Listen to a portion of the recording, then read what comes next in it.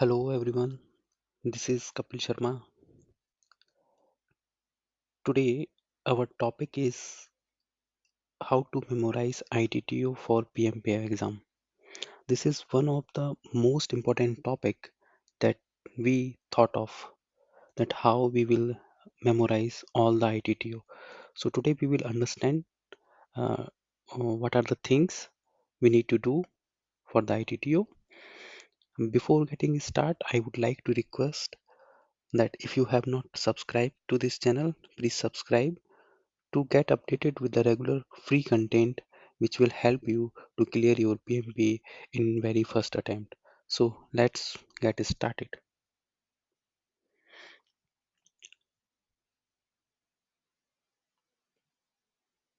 So first question is that do we really need to memorize ITTO?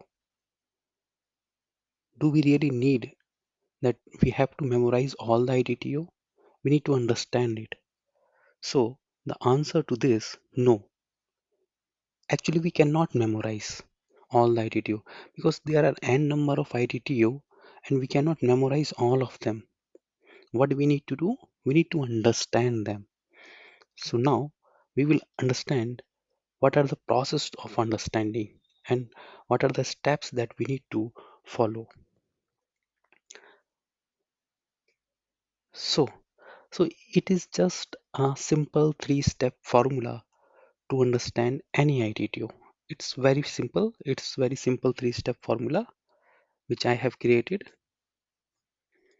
So first thing we need to do, we need to put ourselves as a project manager into that situation, and we need to visualize that situation, that if we would be working as a project manager and we would be in that situation, what will be our own thought process, what are our own actions. So first we need to put ourselves there. Second thing, make logical connection into steps or decisions that you will take.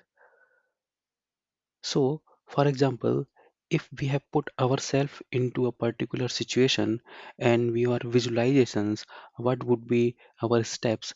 Then we need to align those steps in a logical sequences so that they all fall in place in a proper manner. And third and last, understand the difference between input tools, techniques, and output. Because if we come out with all the steps, all the thought process in our mind, we need to understand what would be input for this, what will be the tools that we need required to implement this, and what would the outcome of this. So we need to understand, because many people mix these things together and they are not able to figure out what is their input, what are the tools they would be using in between, and what would be their output. So we clearly need to understand the difference between these three. Now, just to make it more clear, I have two examples. Let's understand those. So example number one, this is the ITTO of Develop Project Charter, where we will understand how this input, tools, and techniques and output come from. So we will apply here our three-step formula. We will put ourselves as a project manager for a particular project, and we will visualize all those things. So, for example, we are a project manager for a particular situation. So we will think of what could be the input. So it is very clear in the starting of the project, there will not be much document available. There will not be much resources will be available. So it is very basic thing, and we need to understand what is project charter. We all know that project charter is a document that authorizes the project manager to start the project. So what could be the pre-document that that will be available in the start of the project. So those documents could be very clear business cases. business cases, business benefit management plan. There will be some agreement with the customer that on what basis we need to start, and there will be some factors that will be affecting your project. That could be enterprise environmental factor, that could be organization process assets. So all things would be the input. Apart from this, there would be nothing available in the start of the project. So it is very clear, for the project charter the input will be all these four. Now we need to find out what could be the output of this. So output, for sure, we are in the process of develop project charter. So our intention is to create project charter. Okay, so what are the tools that we'll be using in the start? As we know that in the start we need to do lot of meetings with our stakeholders, with our some expert people who are who are expert of handling all those things. So we'll be reaching out to them. So first would be expert judgment. And doing all this, what we will be doing, we will be doing brainstorming section, we will be meeting with our focus group, we will be doing lot of interviews. And what are the things we will be using while doing all this? We will be using our interpersonal skills, team skills, conflict management will not be there. So our meeting management will be there. So all things we will be using as a tools to carry out the whole process of develop project charter.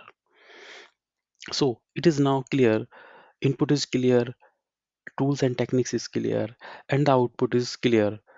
Now the second output is assumption log.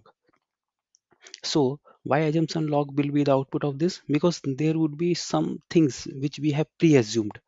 So we need to write them down, that what are the things we have just taken as an assumptions.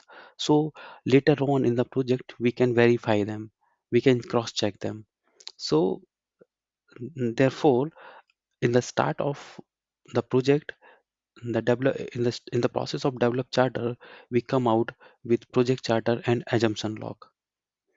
So this is, I hope it is clear to everyone. We will move on to next example, that is close project or phase. So I have taken this because this is one of the important ITTO. So here we also put ourselves in the same situation. For example, we are closing a project. So what could be the input documents? What could be the tools and techniques? What will be the output? So when we are in a closing phase, we need to check all the things that we have done, all the documents that we have prepared. Have we met all of them or not? So it is clear we have to match our project charter. First thing, what was we planned for is actually achieved or not. We have to cross check our project management plan.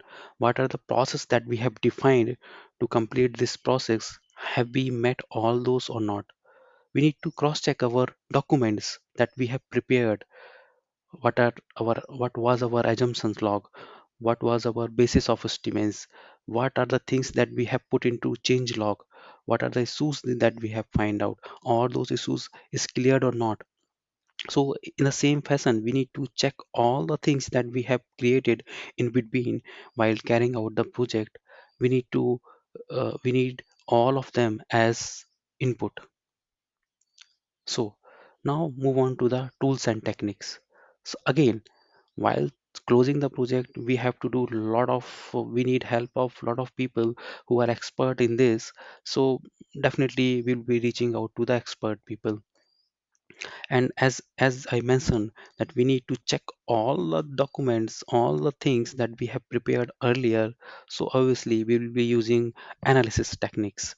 We need to do document analysis, we have to do regression analysis, we need to do trend analysis, variance analysis, what we planned, where we are, what are future perspective, what are the things that we have planned, and what are the things that is completed now. So these are analysis technique that we need to do. And the third one is meetings. Of course we would be doing meetings while carrying out this. So what would be the output of this? Output would be project documents updates. Because at the end of close project or phase, we would be reaching out to some conclusion. That conclusion need to be updated into the respective documents. So all the documents will be updated. We need to update lesson learned register, as we know that at the end of each phase we need to understand whatever we have learned. So we need to update our lesson learned register. And second one is final product service and result transition. So if at the end of close project we need to prepare our final product service and result transition. Is that completed or not? We need to transfer that to the end beneficiary or to the customer. So the third one is we need to prepare a final report. We will be summarizing all this: what is planned, what is achieved, what are the positive, negative, all these things we need to summarize in one report, that is called uh, close project report. And of course, the output will be organization process assist. As I mentioned, that we will be updating our lesson learn register. So lesson learn registers, and there will be some other learnings also, there will be some documents also, that will be the part of our organization process assist. So that's all. I hope it's clear for you. If you have any concern, comment, or you would like me to explain more IT to you, which you are not which in which you are getting difficulty and you want to get it understand, so let me know in the comment box. If you like the things, like, subscribe and share with your friends, and also let me know what are the topics that you want me to cover in my next video. So thank you everyone, thank you for watching this.